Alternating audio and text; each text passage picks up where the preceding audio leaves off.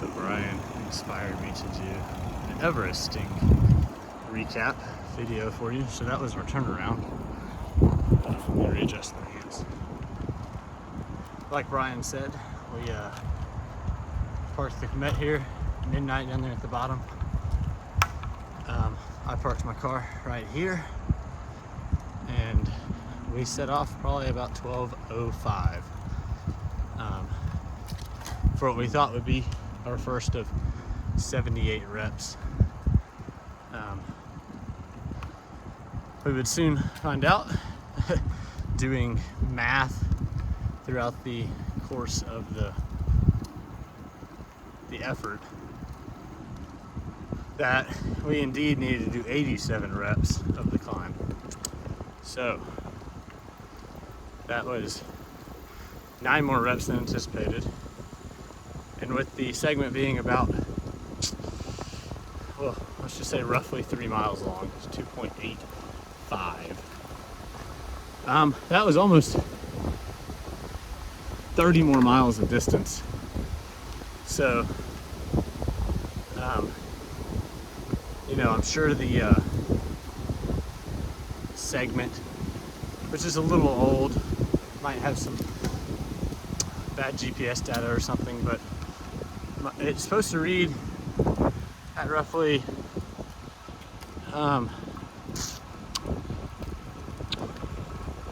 hopefully 345 feet per lap. Well, I was getting about 335, so about 10 feet short. Here's the speed bump. I get the speed bump every time. I didn't. I only hit it once. I tried to bunny hop it every single time.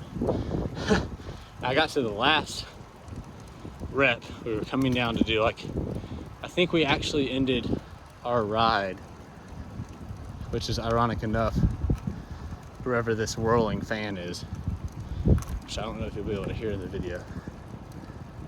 But the whirling fan's about right here. So we ended our Everest right here, about a third of the way up the climb. Car, hello. Which is ironic because we didn't see many cars that day at all. It was a very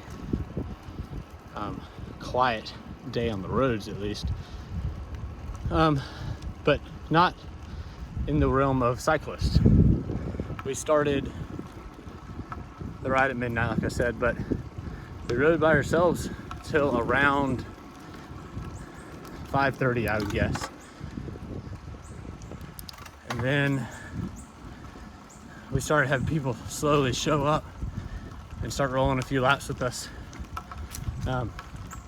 which was super encouraging because, we'd been in the dark for 5 hours. And at that time, I don't know if we'd figured out that we still had, 12 more hours left to go. So, having people periodically come and say hello and, ride a lap, ask us how we're doing. We had numerous people offer to bring us things. We were pretty loaded in the car, my car at the bottom of the climb. So we didn't really need things. There were points at the end where we were we just need sugar or caffeine. So we had people bring us sugar or caffeine throughout the night. It's a little windy. Hurricane Sally is hitting the coast right now, I believe. So I apologize if you can't hear me. This is Smyer proper. This is the Smyer Road. I think technically the other part is Overbrook down to the bottom, but this is the Smyer proper. I chose this climb because it's one of my favorite climbs in town. Brian mentioned that it's got switchbacks in it. It just feels like you're not climbing in Birmingham, Alabama. So it's a really cool climb. I love it. I've ridden out here a lot over the years I've been riding. But I came out here probably 2 months beforehand and did tests trying to see what I thought would be a sustainable speed, what I thought would be a sustainable miles per hour, like an average for the Everesting. And I grossly overestimated that. I think I ended up saying that we would average 10 on the climbs and I don't know, 27, 28 on the descents, which we might have ended up averaging the descent speed. I'd have to go back and look at some of the data on that. But our climbing speed was, for the entirety of the ride, definitely not 10 miles an hour, considering our finish time. It ended up taking us roughly 17 and a half hours riding time to finish, which ended up being my longest time ride, my longest distance ride. Distance was 244, and the most elevation I've ever gotten in a ride. So, you know, just check all the boxes. Check all the boxes, Luke. This was cut at some point after our Everesting. During the Everesting, it was growing out into the road. So we probably rode about right here on the road during the Everesting. So pretty far from the shoulder, but now you can ride, you know, right up next to it. No fear. Any sticks lingering out.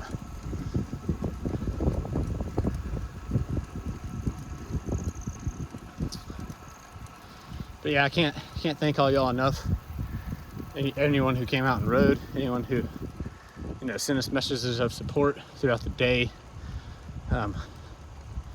Whether that was text messages, you know, calling. I had one of my students from Auburn actually did a Twitch stream and played video games into the night while I was riding, and did I guess like a fundraiser that way, which was really cool. I was able to pop in to the chat, to the audio chat, around 2:30 maybe. I don't remember the exact time, but, you know, chat with them, see how their night was going. And that was a really cool experience, you know, having somebody kind of staying up with me through the night. They were in Atlanta, so they were an hour ahead of us. I think they went to sleep maybe 3 or 4, so they didn't stay up the whole time. There's the stairs Brian was talking about. I'm not gonna stop for them. I might dig up the well one day though, that'd be cool. Here's the fountain. I've always loved this little fountain. I've never been brave enough to drink out of it though. I also don't know if that is even remotely safe. Yeah. But anyways, I did this really to raise money for what I'll be doing in England. I'm heading to join a team in Birmingham, England, actually, ironically enough. Get their license plate in the video. Sorry, guys. To work with college students there doing campus ministry. That's what I've been doing the past 2 years in Auburn, working with the Auburn Christian Fellowship. And I really felt that I loved it and had a heart for it.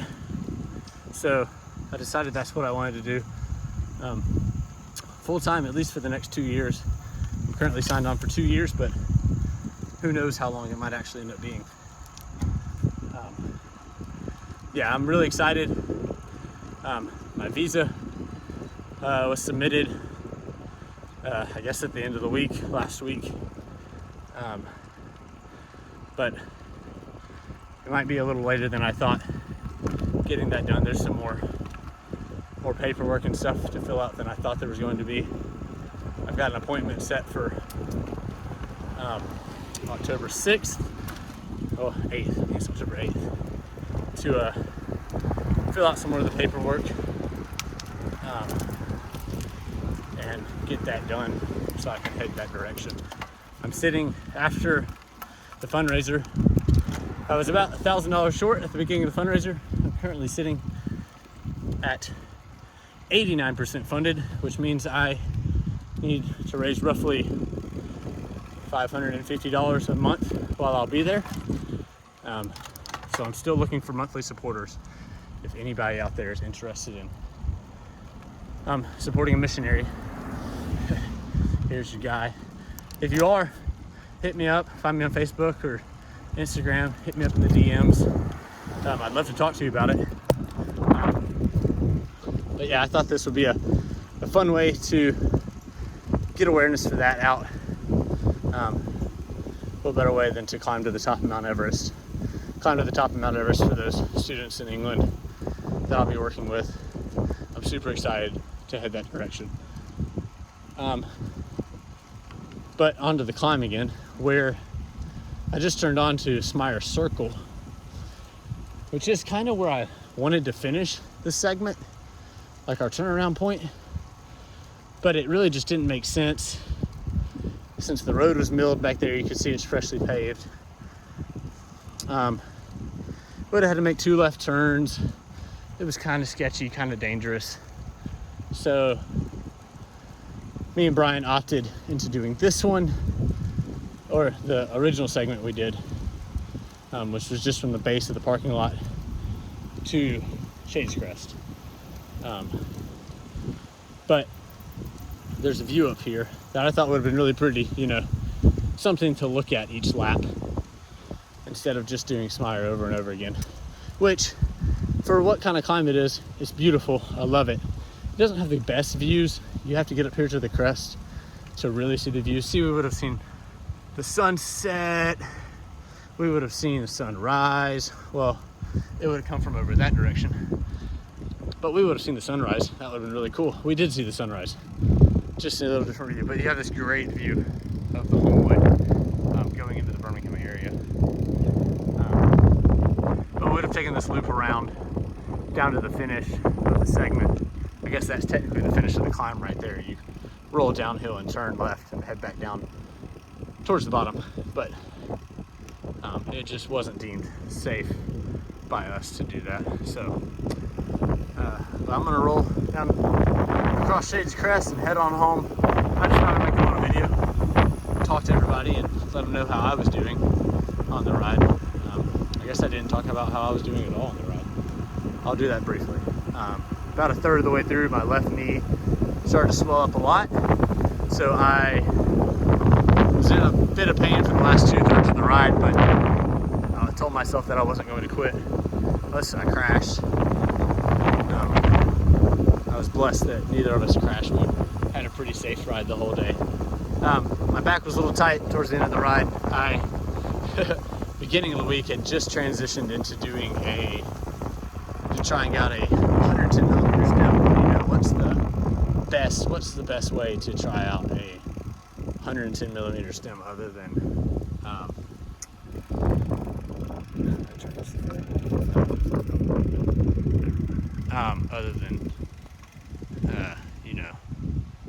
doing an Everest, riding 244 miles. That's right. Anyways, I'm gonna circle around the parking lot as I hang up, and thanks again to everyone who came on the road with us. It was a fun adventure, good time.